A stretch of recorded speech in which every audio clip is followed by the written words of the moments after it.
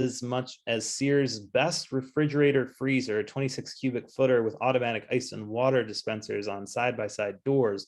That's almost as much as a Steinway grand piano. So it makes you be able to visualize it.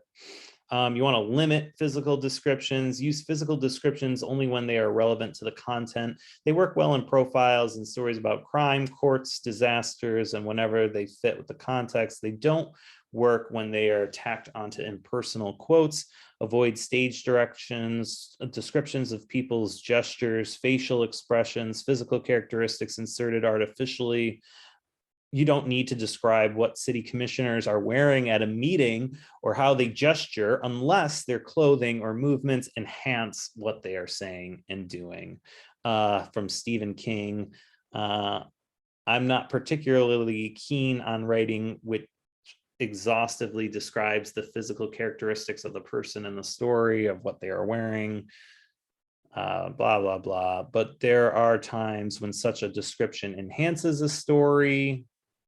We have examples. Avoid sexist and racist descriptions. When you decide to include descriptions of people, beware of sexism, racism, and other biased writing. And it gives some examples in here of that. Show people in action. One of the most effective ways to describe people or places is to show action. And there's a show and action technique. Use lively verbs. News is action, but writers often squeeze the life out of an action-filled world, and there are some examples here. Set the scene. You need to set the scene by establishing where and when. Although it is common to establish the time and weather, often in a lead. Beware of using that technique unless time and weather factors are relevant to your story. Okay. Narrative techniques. Narrative writing combines show and action, description, dialogue, plot, reconstruction of an event as it occurred. This type of writing requires a bond of faith with the reader because attribution is limited. You need to make it clear where you got the information, but you don't need to attribute repeatedly. You can also use an overview attribution for portions of the story and then attribute periodically. And before you do narrative writing, you need to do thorough reporting. And you need to ask yourself questions of what were you thinking at the time? What were you feeling? What do you say? What were you wearing? What were you doing? So it's really bringing the listener, the viewer into the event where you were witnessing the event, being able to see, hear, and smell, perhaps even taste the experiences of your subject. Create tone. Hard news stories often have an objective, factual tone. And it's mostly an absence of mood, but in storytelling, when you can do a longer form piece, you can create a tone or a mood, the happiness, sadness. You don't need to tell the reader that the mood of the place was festive or mournful. You can show it by the images, quotes, style, sound that you select for your story. Seek unusual stories. It is also the type of story you might want to do if you work in a small community for a newspaper, TV station. Chances are you will seek stories about people who are doing interesting or unusual things.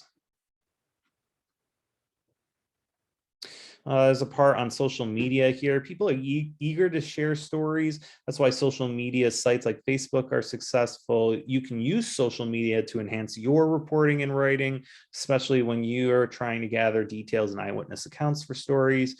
Use Twitter to post messages about the story you are writing and ask followers to tweet any information that you have about the incident. My reporters, they do this, and we use Twitter effectively, and they are able to just talk to people, engage feedback from people, put out a call to action when we're doing stories and we're trying to find the right person to interview, or just normal people to talk to about an issue. Use Facebook to search for sources related to your topic. storytelling structure, narrative storytelling, serial narratives. I thought this was kind of interesting. Stories written like novels in chapter form are called serial narratives. The form is related to the sections technique, but each part is a separate story and a continuing saga. This style of storytelling has become very popular for long stories presented in a series, with each part published on a separate day. Cliffhangers at the end of each chapter entice the reader to seek the next part of the serial. I come from radio, and so I love podcasts, and this reminds me of the serial podcast, but most podcasts would do something similar. So I thought that's interesting. And there's more in here about that. Web storytelling. Okay. Okay, so there's a lot in there. Take the time to read it. I think this could be useful later down the road.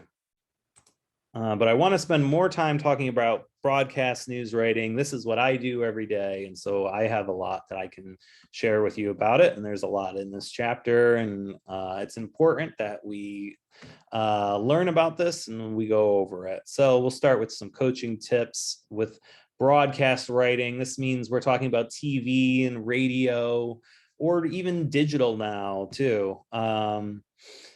Tell what is happening now.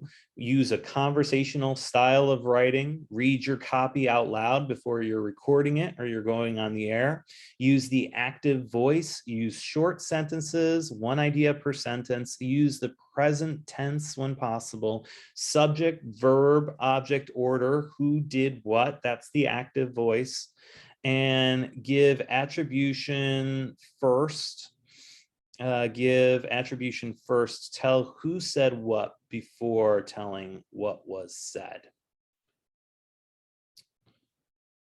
This is it's an introduction. It's going to take you to Channel 2 in Anchorage. So yeah, check this out. I really like this chapter. It really brings you into a newsroom, and it goes over like everything that's involved in it. So we'll take some time to go through it. Producing a newscast. Zilko is, I think, the reporter they were talking about previously in the example, so you'll want to read that. The story that this person was producing, it's only one of 14 news stories to be squeezed into a 30-minute broadcast. This is in television.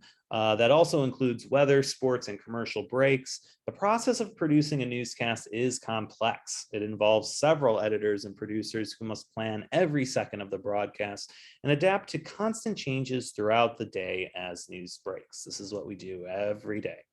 So logging the tape is one of the first things you do when this reporter, Zilko, went on an assignment about eagles and you can read that whole example about the story she was covering about eagles that had a bunch of gunk on them that had to be cleaned up. When you go on an assignment and you're getting your sound, or you're getting your video or whatever, first thing you're going to do, you come back to the station and you log the tape. So let's see what that is. She has a videotape. She inserts it into a machine so she can watch the video and choose the sound bites she wants to use. This process is called logging the tape. She types the complete soundbite with the time listed on the tape. And there's actually programs, I think it's called Otter, that you can use that will convert if you have tape or if you have sound and audio, it will convert it all into writing for you. So there's some cool stuff. I used to always type it out and log everything that's being written. So that's one of the first things you'll do when you get back to the station after you've gone on your interview or press conference and you've gotten your sound, you did your, you asked your questions, you did your interviewing.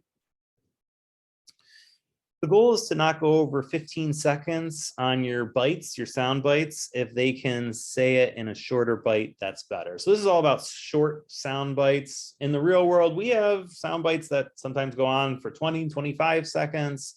Sometimes they're shorter, sometimes they're longer. They're always going to be different. 15 is seconds is kind of just a sweet spot.